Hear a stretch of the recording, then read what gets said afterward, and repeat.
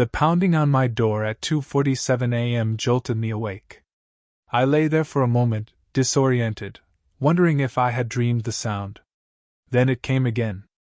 Aggressive, insistent banging that echoed through my quiet suburban home. My wife Elena wasn't in bed beside me. Her side was cold, like she had been gone for hours.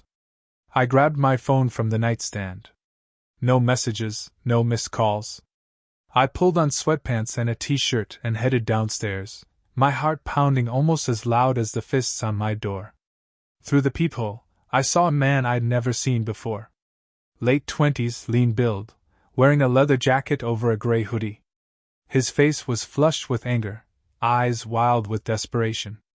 He kept checking his phone, then looking back at the door, scanning the street behind him. I opened the door, but kept the security chain engaged. The man immediately pressed his face closer, his breath visible in the cold night air. He demanded to know where she was. Where was who? I asked carefully. He grew more agitated, insisting that he knew she was inside. He called her by a name I didn't recognize. Mila. He kept asking for Mila.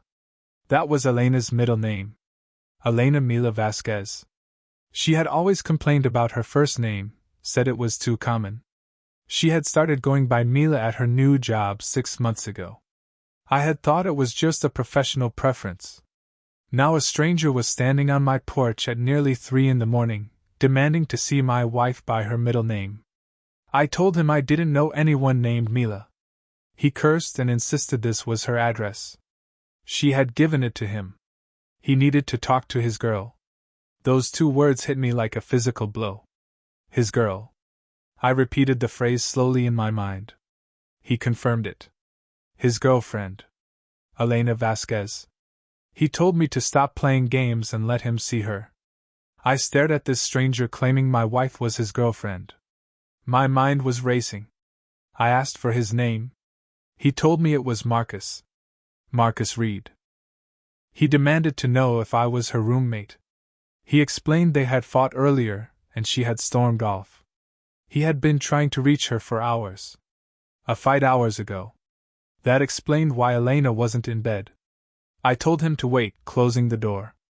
I stood in my foyer, my hands shaking. My wife of 6 years was apparently someone's girlfriend. Someone who didn't even know I existed. I pulled out my phone and called Elena. It went straight to voicemail. I texted her, asking where she was.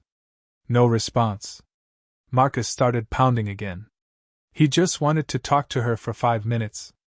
I opened the door again, removing the chain. I stepped out onto the porch, closing the door behind me. I told him Mila wasn't here. He demanded to know where she was. Her phone location showed she might be here. I repeated that she wasn't. Marcus's eyes narrowed. He wanted to know what that was supposed to mean. I told him it meant exactly what I said. He should leave. He refused. Not until he knew where his girlfriend was. They had been together for 10 months. He had a right to know she was safe. 10 months. I felt like I had been punched in the stomach. He didn't know who I was, but Mila and he were serious. They were talking about moving in together. Moving in together. The words echoed in my mind. Yeah, she had been staying at his place most nights anyway, but tonight they had fought about her still keeping this place and she had left. Most nights. She had been staying at his place most nights. I thought about the past 10 months. Elena's new position at the architecture firm that required late evenings. Her book club meetings every Tuesday and Thursday. Her sudden interest in morning yoga at 6 a.m. The conferences that multiplied. I had been so naive. I told him to wait. I went back inside, my mind reeling. I walked through my house, seeing it with new eyes. Elena's things were here, but not as many as there used to be. Her closet was half empty. Most of her skincare products were gone from the bathroom. She had been moving out gradually, and I hadn't noticed. I grabbed my tablet and brought it outside. Marcus was pacing on the porch, checking his phone obsessively. I told him I would show him something. I opened the tablet and pulled up our wedding photos from 6 years ago. Elena in a white lace dress. Me in a charcoal suit. Marcus pointed at the screen, confirming that was Mila. Then he saw me in the photo. His face went pale. I told him quietly that her name was Elena. Elena Mila Vasquez, and she wasn't his girlfriend. She was my wife. Marcus stared at the screen, then at me. He refused to believe it. She would have told him. I scrolled through more photos. Our honeymoon in Costa Rica, Christmas 3 years ago, last summer's trip to the Pacific Northwest. Marcus insisted it had to be fake, but his voice was weak. They were in love, she had said. I asked what exactly she had said. That she was single, that she had been hurt before, but he was different. I laughed bitterly. She had told me the same things 6 years ago. Marcus sank down onto the porch steps, his head in his hands. 10 months. They had been together for 10 months. She stayed at his place. They talked about their future. She said she loved him.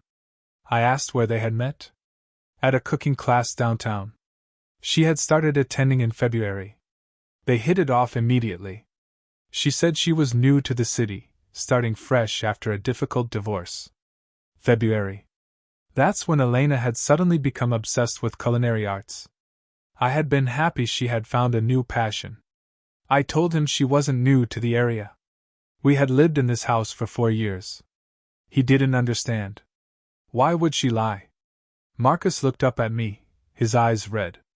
He asked if I had known about them. I told him I had found out 30 seconds before he did. We sat in silence. 2 men who had just discovered they had been played by the same woman. Marcus needed to call her. He pulled out his phone. She wasn't answering. He had already tried. But she didn't. Marcus called 3 times, each call going to voicemail. I had an idea. I asked if she had a friend named Rebecca. Yeah, her closest friend. I told him Rebecca didn't exist.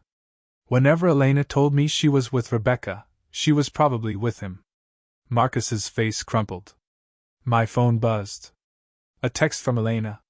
Staying at Rebecca's tonight. See you tomorrow. I showed Marcus the message. She wasn't with Rebecca. She wasn't with me. So where was she? A horrible thought occurred to me. I asked if there was anyone else. Anyone she had mentioned. I explained that if she was lying to me about him and lying to him about me, maybe she was lying to both of us about someone else. Marcus's eyes widened. There was this guy from her work, David. She mentioned him a few times, said he was just a colleague, but she got weird when Marcus asked about him. Defensive. We looked at each other, the same realization dawning on both of us. How many, Marcus whispered. How many guys was she doing this to? I needed to see her phone records. I asked him to come inside. Marcus followed me into the house. He looked around like he was seeing a museum exhibit. He asked if we really lived here together. Technically, yes. Though apparently she had been living at his place most nights. I pulled up our cell phone account on my laptop. Elena and I were on a family plan so I could access her call logs. What I found made my blood run cold. 3 numbers appeared repeatedly in her call history. Mine, one that must be Marcus's, and a 3rd number that appeared almost as often. I ran the 3rd number through a reverse lookup. David Chen. I asked if that name meant anything to him. Marcus nodded. That was the guy from her work. I called the number. It rang 4 times, then went to voicemail. I hung up. 3, Marcus said quietly. She was juggling 3 guys. I scrolled through the call logs more carefully. The pattern was clear. Elena would call me in the mornings and evenings, maintaining the appearance of a normal marriage. She would call Marcus throughout the day and late at night, and she would call David during lunch hours and early evenings. She had scheduled her entire life around deceiving 3 different men. Marcus said he needed a drink. I poured us both bourbon. We sat at my kitchen table and tried to process what we had learned. He asked how she managed it. The logistics alone. I told him she was an architect. She was trained to manage complex projects and multiple clients. My phone buzzed. Another text from Elena. Everything okay? You're up late. I showed Marcus. She was monitoring me, making sure I wasn't suspicious. He asked what I was going to tell her. I typed back that I couldn't sleep, that I was missing her. Her response came quickly. She missed me too. She would see me in the morning. She loved me. Marcus read over my shoulder. She told him that every day. I told him she told me that every day too. We drank our bourbon in silence. He finally asked what we do now. Confront her. Expose her. She had been lying to him for 10 months, making him think they had a future together. He had been planning to propose next month. He had bought a ring. I was sorry. He asked if I was sorry. I was married to her. I considered the question. I didn't know what I felt. Angry, betrayed, stupid, but also almost relieved. Things hadn't been great between us for a while. I thought it was just the normal ebb and flow of marriage. Now I knew it was because she was maintaining relationships with 2 other men. Marcus laughed bitterly. He thought he was special. She made him feel like he was the only person in the world who mattered. That's what she does. She makes you feel seen. We sat there until almost 5 a.m. comparing notes. The picture that emerged was of a woman who had constructed 3 entirely separate lives. With me, she was Elena, the devoted wife. With Marcus, she was Mila, the free-spirited culinary enthusiast. With David, we could only guess. We should call David, Marcus said. Warn him. It was 5 o'clock in the morning. We were awake.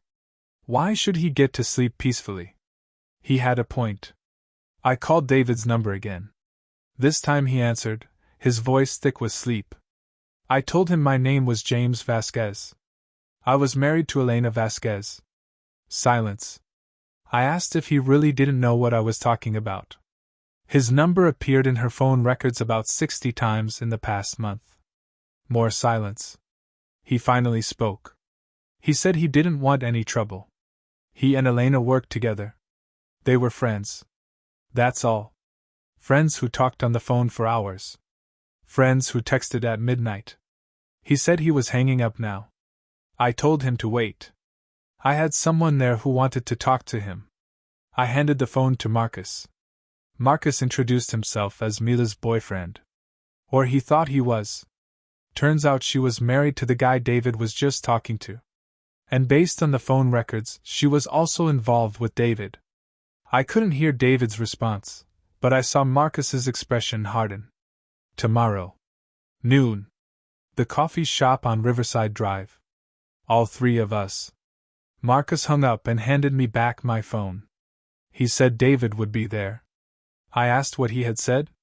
That he and Elena had been seeing each other for 7 months.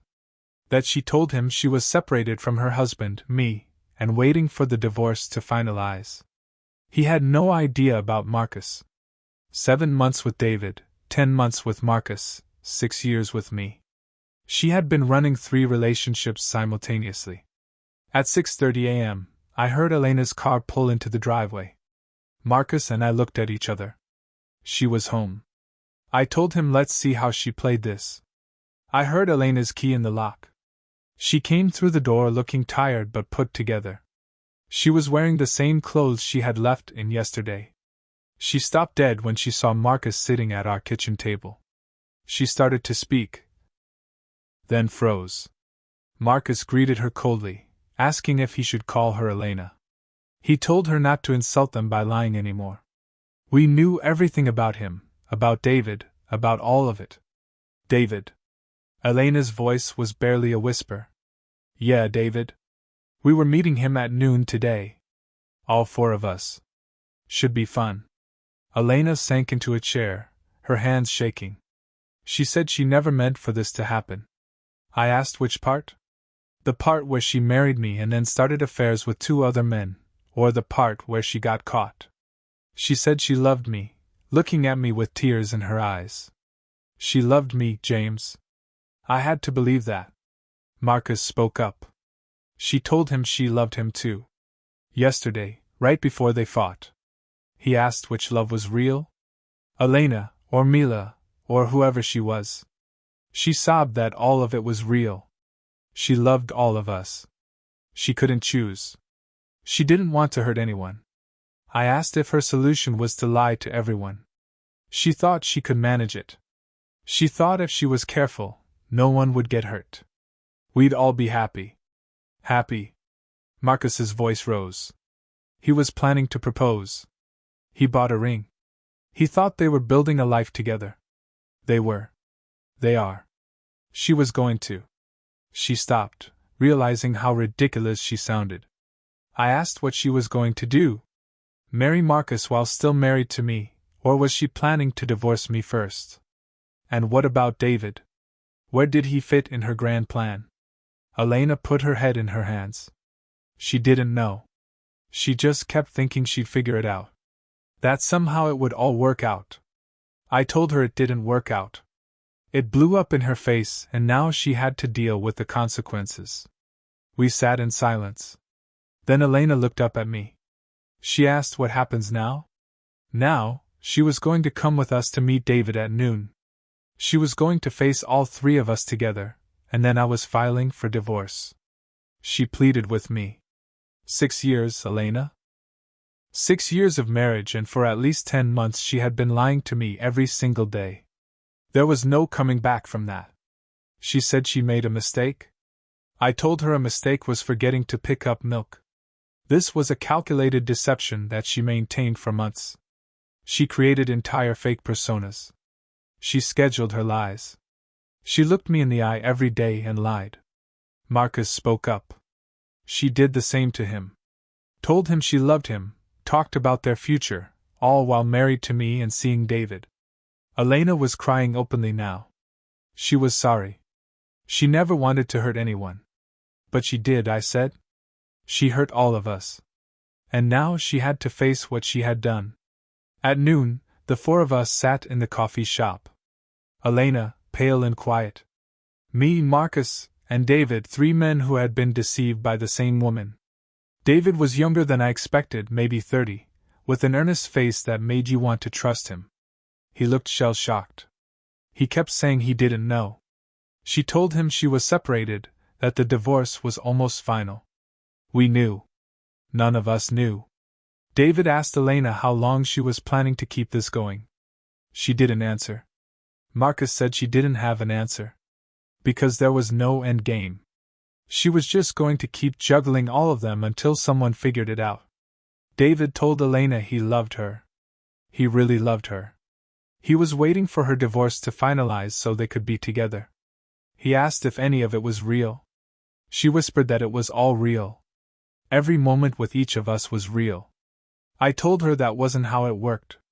She couldn't love 3 people simultaneously while lying to all of them. That wasn't love. That was manipulation.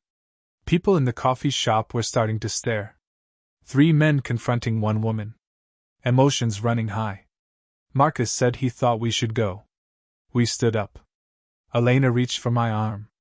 She asked if we could talk alone. I told her no. We were done talking. My lawyer would be in contact. She asked what about her. David asked what he was supposed to do. I told them both to move on. That's what we were all going to do. Move on from her. We walked out together, leaving Elena sitting alone at the table crying. Outside, the 3 of us stood awkwardly in the parking lot. David said this was surreal. Yeah, Marcus agreed. I apologized to both of them. I was sorry my wife did this to them. Marcus pointed out that she wasn't just my wife. She was his girlfriend, David's girlfriend.